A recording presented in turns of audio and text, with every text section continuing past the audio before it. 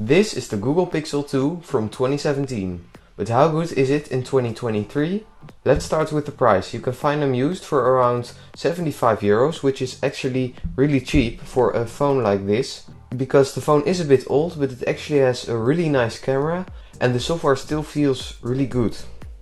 The phone has a Snapdragon 835, 4GB of RAM, 64 or 128GB of storage, a 12 megapixel rear camera and an 8 megapixel front camera. The phone has Gorilla Glass on the front, and on the back the top portion is glass and the bottom is plastic. Plastic sounds really bad, but it actually feels really nice in the hand and I like the way how it feels.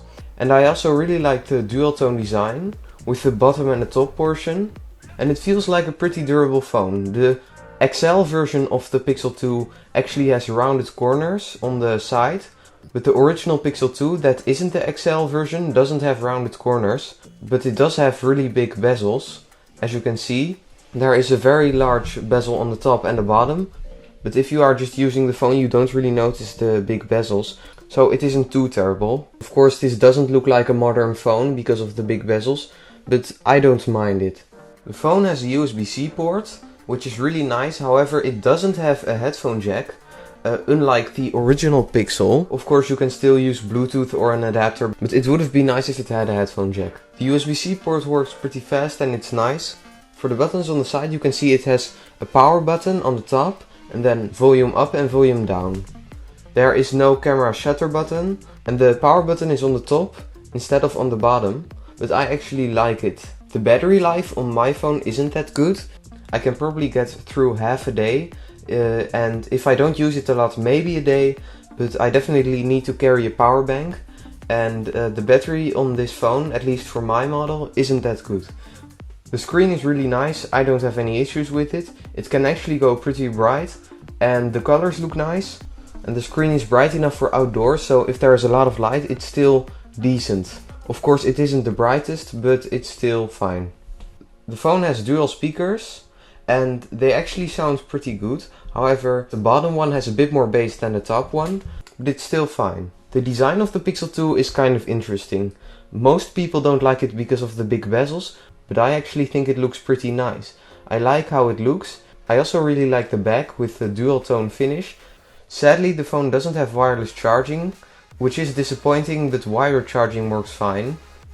Charging speed isn't the fastest, but it's still decent. There's a fingerprint sensor on the back and it actually unlocks really fast. I really like it, and when I hold the phone I can unlock it very fast. I can also activate swipe down on the fingerprint for notifications in the settings. So if I swipe down on the fingerprint sensor, it will open up the notification area, and that is one feature that I really like. And it can also do free Google Photos upload in 1080p video quality and up to 16 megapixels of photos, which the newer Pixel phones, like Pixel 6 and 7, they don't have this. So you can upload to Google Photos for free in slightly reduced quality.